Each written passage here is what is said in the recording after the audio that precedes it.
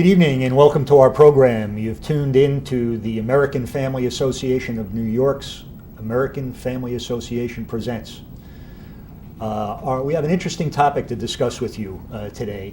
We're talking about Teen Challenge and combating drug and alcohol addiction by teenagers.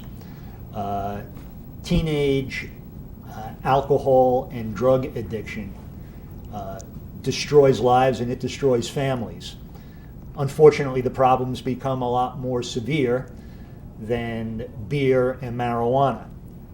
Right here on Long Island, there is a heroin epidemic going on. And so we're going to talk about teenage drug abuse today with our guest, Jim Jack. And we welcome Jim to our program. Jim established Long Island Teen Challenge, a drug and alcohol, a drug addiction treatment center. He is the pastor of Freedom Chapel Worship Center in Amityville. He's an author, and Jim has a powerful story, personal story, which has inspired thousands of people to make some real significant changes in their lives. We're real glad to have you, Jim. Thanks for coming in today. It's an honor to be here. I'm blessed to be here with you, Frank. Very relevant topic. Yes. And we'll get into some of that. I looked at your bio, and I'm proud of you in that you and I grew up in the same town together. We're about the same age, and we ran around on some of the same ball fields and played on some of the same teams. Yeah. And I see that you graduated from Central Bible College in 1989. Yeah. You're now an ordained minister. Yes. You founded Freedom Chapel. You established Teen Challenge on Long Island, Albany, the Dominican Republic, and even over in Tanzania. You're married. You've got 3 grown kids now. Yes. But I understand that you took the scenic route in getting there, and I'd like to talk a little bit about your personal story, if you don't mind. So you and I kind of left off. I went to one high school out of town. You stayed in town in Rockville Center. Yeah. And during that time, you had some wild times. So tell us a little bit about how you wound up backing into Teen Challenge. Well, it was a crazy, very life-threatening, destiny, or actually detour of my destiny for several years. It's funny, Frank, because in my book, I Can Dream Again, the Jimmy Jack story, one of the chapters is, I think, chapter 2. It's called Cub Scout Gone Bad, because I did everything well. I was the best Cub Scout. And then with me and you playing in Little League, we played together, World Series, Little League. We did great. I won MVP of the World Series game we had, and even though we lost, your father was influential in my life, and that was like the innocent days. Yeah, the innocent days, and then.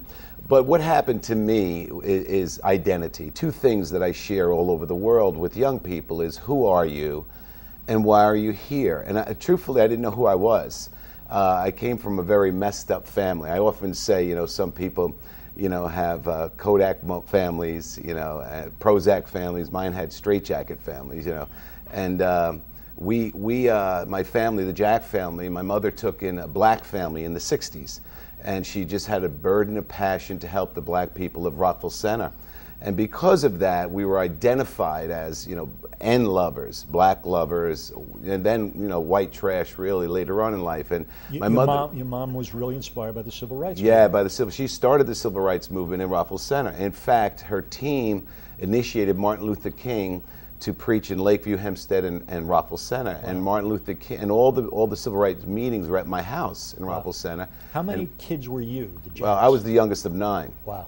So Martin Luther King was coming to my house for the final meeting. That's how influential she was, and she was just an activist. And however, the meeting got so large, they had it at Southside, our junior high school. That's where they held the meeting. Wow. But why I say that is that we in that we didn't have, we had a form of religion, but we were so attacked.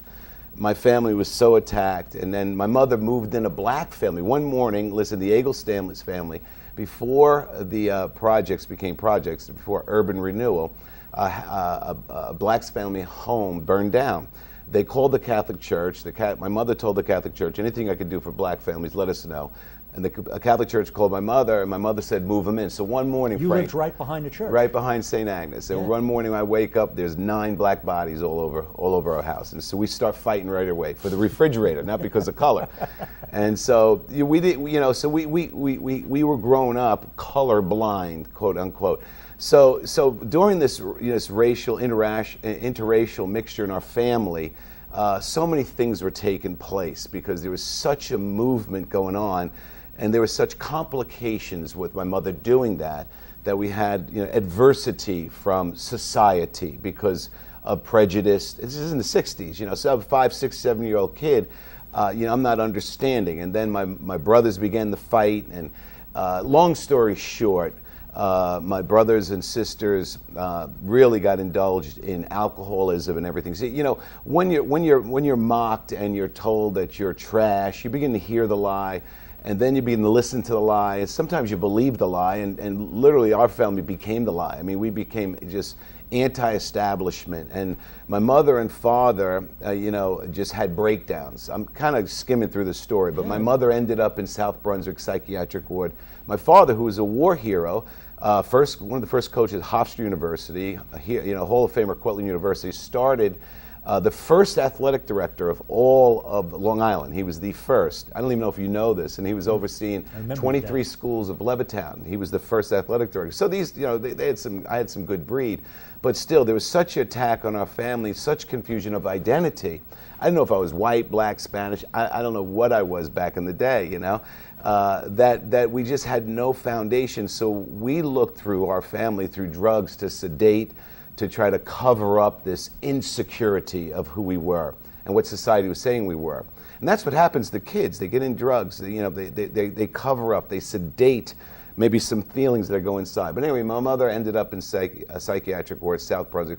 Pop ended up in Pilgrim State, so I had no accountability at all. And so, how old are you now? Well, now I'm 13, 12, 13, 11, right after Little League, right after us. This all crumbled right after that, Frank. After Little League, we played ball.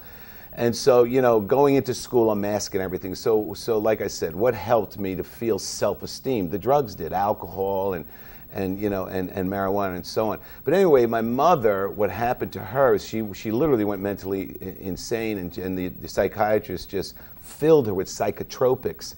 So she had the marching syndrome, which she would march up and down and just for hours smoking 4-packs of cigarettes a day. To me, she was a hero. She marched with Martin Luther King, and I used to look at her, and I was so sad. But you know what, Frank? She dribbled out of her lip, which I'll never forget, something she learned from church, and that was Psalms 23, verse 5.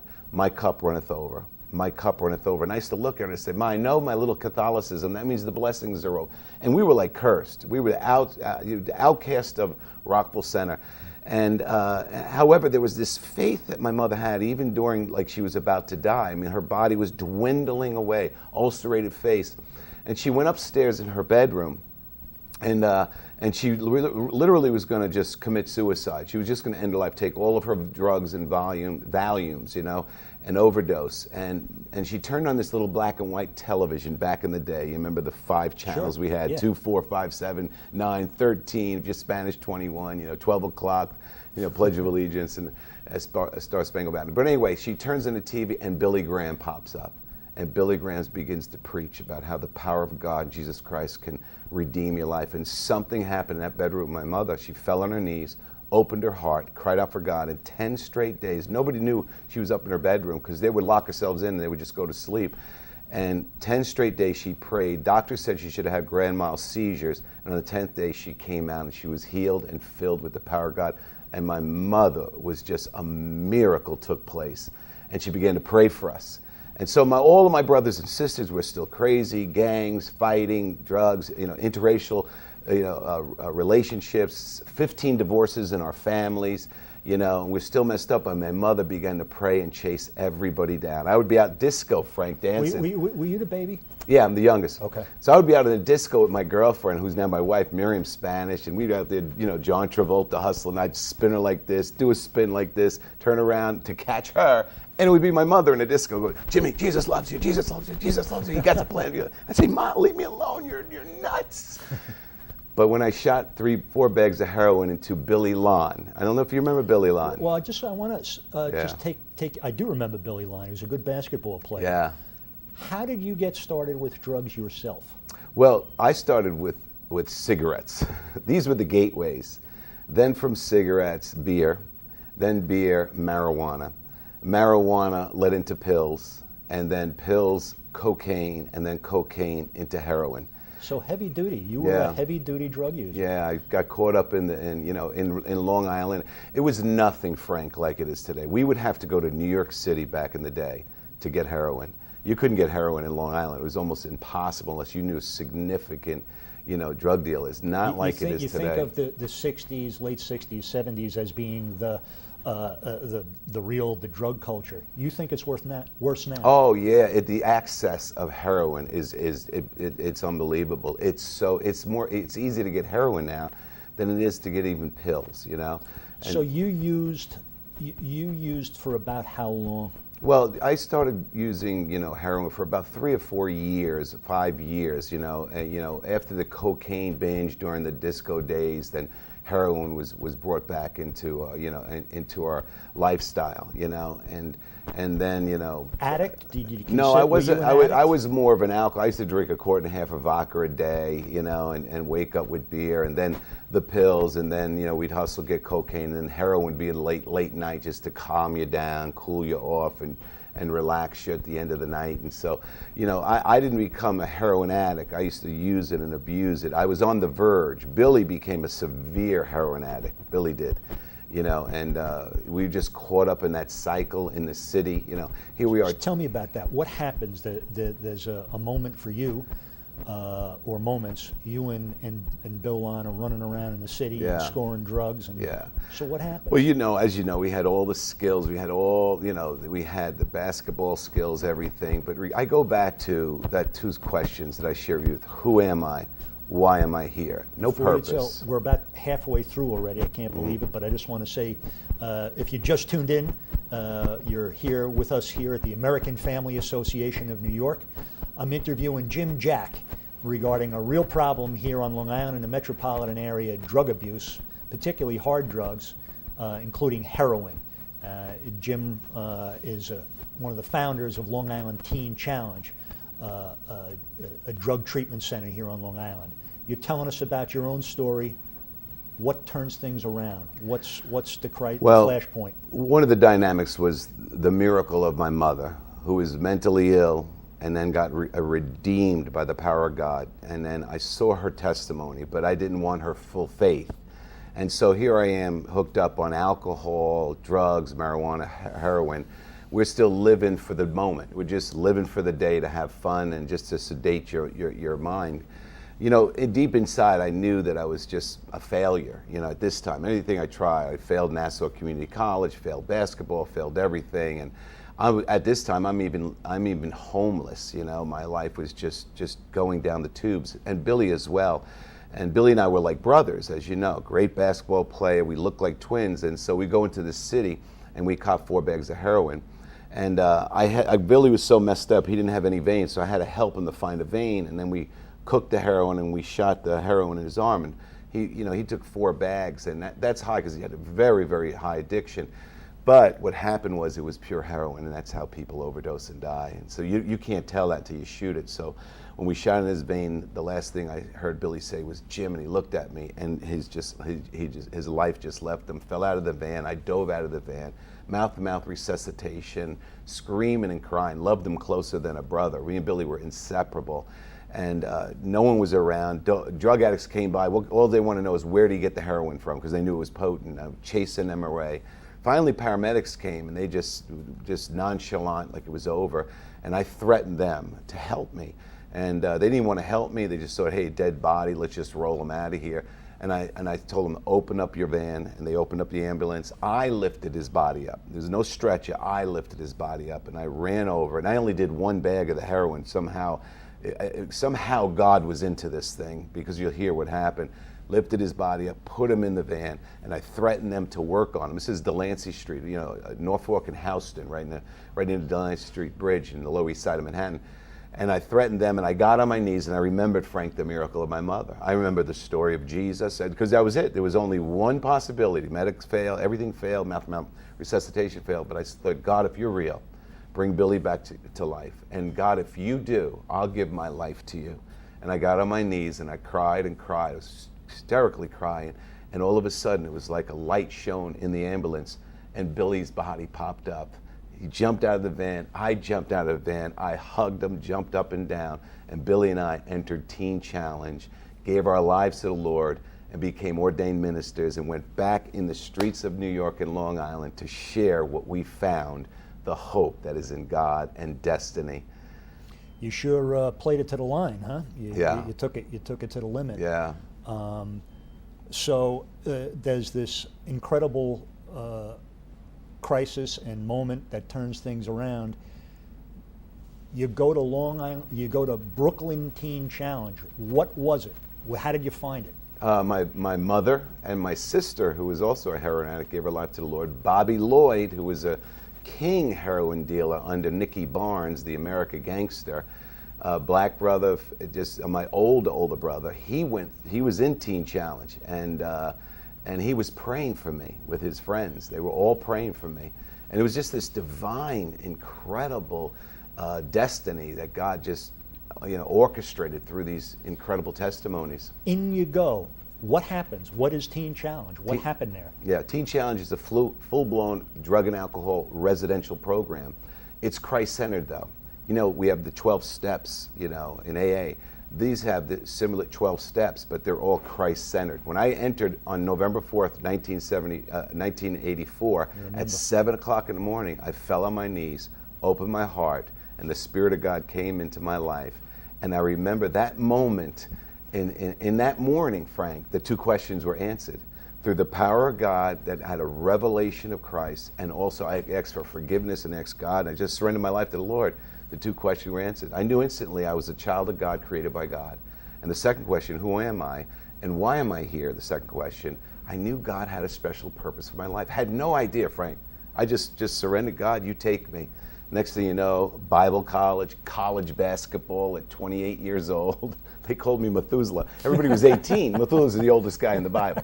And everybody's 18. I'm out running them, because I had iron lungs. I used to run with smoking 2 bags of cigarettes. I remember you being a great athlete. Yeah, and so God redeemed everything. And I just wanted to come back to Long Island to help other young people. What happens at Teen Challenge? Well, let's go to you get yourself better. You wind up starting a Teen Challenge here on Long Island. Mm-hmm. When's that? In 1989, really 90, I attribute it to. We graduated in 89. 1990, we started a coffee house outreach on Route 110, giving out free coffee, Entenmann's cakes, and it was a referral outreach center. I didn't have a program, so we had 5 programs in New York, Rochester, Brooklyn, and so forth. So I would refer them. And then a man came into the coffee house outreach and he says, where's your home? And I said, we're praying. We have a home and a vision. We're praying for somebody that could bring in the finances. He said, how much you need? Well, we had a $50,000 commitment from a church. And I said, we need $400,000. So he cut me a check for $350,000, just like that. I was like, wow, what a miracle. So from there, today we have 5 acres, the former Stallone estate in West Babylon, with 3 beautiful homes. One home is Grace Home, and that's all for ladies. The other 2 homes is called Genesis House, the beginning, and Shekinah House is God's Glory. Those are the 2 men's home. We have about 120 beds. What do? We have full-blown, 24-hour residential program for 1 year. 6 o'clock in the morning, they wake up, they get washed, they get ready. They have their personal devotions. Then we have breakfast. And then we have a little chapel, and then they have class for until 12. They have lunch, and then 1 o'clock. Class, what kind of class? Oh, they have group studies for new Christians. They deal with failure, temptation, life-controlling problems, addiction, and it's all Christ-centered. It's all biblically based, through the power of God. I've heard Teen Challenge is too religious. How do you respond to that? Well, yeah, we say it's not religious because we teach a relationship with Jesus Christ. Listen, our whole foundation of America was based on Christianity and the Word of God, and really getting back to the roots of Americans' birth. And so it's not religious. We teach them a relationship with Jesus. In other words, why is that important? Why can't they just take the, I forget what you do to get off of heroin. What's it called again? Oxycontin. I'm sorry, Suboxone or methadone. So you take, Well, why is it important to have a relationship? Here's the difference, total difference. You have secular or state programs that don't have God.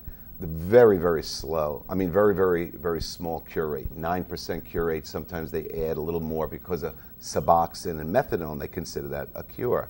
Our program is 70% cure rate. What's the difference? All programs are the same in a sense. It's called the TC model, therapeutic community. We teach behavioral modification. Everybody does. However, if you don't have a heart transplant, a transformation of the heart, behavioral modification, the disciplines eventually wear off. What took place for me, because I tried all of that, I had a miracle heart transplant. But the nature, what's the nature? The nature of your heart, how you think, how you feel. When you bring God into it, you begin to realize who you are, why you're here, the desires that you once had for drugs. You have a desire to do the right thing to fulfill your God-divine destiny. It's literally a miracle. So that's the difference between what we would call a, quote, religious program. We call it a Christ-centered, Bible-based program, faith-based, because it deals intently to the heart. You change the heart, you're going to change the mind, and you're going to change the person. I always remembered you, Jim, being a real street smart guy. I would imagine the average addict who thinks he's going to come to Teen Challenge and get over on you would have his work cut out, particularly with your background and your own personal story. Tell us about that. We got about 5 minutes left. Tell us about your dealings, especially in the early days, with some folks coming into the center. Well, we've had some great challenges. You know, we had Mark Gastineau, former football player. We've had Mike Lohan, and I could say that because I know they're my personal friends, and and what we do, and many others. What we say this is, it takes us a couple months to get through the actor, so we can get to the addict, and God does that, and so that's why it's a long-term program. And so the actor is the person, the facade. Get that broken down. Let's find out who you are. Who is Jimmy Jack? Who really is Jimmy Jack? And when you surrender and you say, you know what, let me be taught again. Let me train myself over. Listen, I failed everything. Let me try to do what's right. Let me see the gifts that I have. So, we could tell, from the street sense, then you have the God sense, when someone's hustling. But that, these changes don't happen overnight. It is a process. It's called transformation. What brings them there, and what I mean, Jim, is what's the pain going on in a person to begin with that brings them to use heroin or other hard drugs to get addicted? How has their life come to that? I always say this, that, you see all the problem. I have this article we gave at our banquet last night, the front pages, and there's, I think, a couple of front pages missing. So you say, why is there such an incredible epidemic, And obviously, the kids today, the teens today, they're getting on the Oxycontin. The Oxycontin's too expensive, and then you can't get as high as you'd like to because you build a tolerance. Then you go to heroin. And what is that doing? Well, for a lot of kids and a lot of people, they have a drive. I see a drive in there of incredible greatness. And some people, when they don't plug that into the purpose or the calling that they're born to be, they have to sedate that. And so others, there's a pain, there's abuse, and it's just covering the pain. Instead of dealing with it properly, exposing it, sharing it, this is an easy way out to sedate it, and then you get caught up in the addiction to it. So I'm assuming at Teen Challenge, that's the skills that you're giving them, is how to deal with these situations in their life and not try to sedate it or deaden themselves. Yeah. One of our classes is called Love and Accepting Myself. And you begin to find out the worth, how valuable. When people come to us, usually they've failed everything, like me, hurt, burnt bridges. And we were able to tell them, God's going to give you another chance. Yes, you did mess up, but deep inside of you is greatness. God has an incredible purpose. You're unique. You're born unique. Just like your DNA is unique, God has an incredible, unique purpose in your life. The Bible says, that a righteous man falls 7 times, but he rises again. And God is the God of a second chance. And that's what redemption is. He's able to redeem our past. Paul wrote this in Romans 8:28. We know that all things work together for the good for those who love the Lord, who are called according to his purpose. And that transformation process, we get our word transformation in the Latin Greek, which is metamorphosis. Caterpillar becomes butterfly. And God's able to take that caterpillar and make him a butterfly. Jim, we're coming into our last couple of minutes. What do you want to say to the teen or the parent of somebody who's really got a drug problem? How is it that you want to invite them to your place? What do you say to them? Yeah, well, we have a wonderful ministry called Freedom Family for families who are struggling with their sons and daughters and don't know how to handle them. We have Freedom Family. We have an outreach every Friday night. But to those who may be listening, young people or parents, know this: God loves you and he has a purpose for your life. And there's such a miracle destiny. Give God a chance. Come see us if you need help. We're here to help you. Our program is basically free. And we're here. I shared it last night at our banquet, Frank. We're not here for the income. We're here for the outcome. And God can bless anybody's mess and redeem your life. Jim, I appreciate it. You're an author. Yes. You wrote a couple of books. Do you have them? Tell me about your books. Yeah, well, this is I Can Dream Again, the Jimmy Jack story.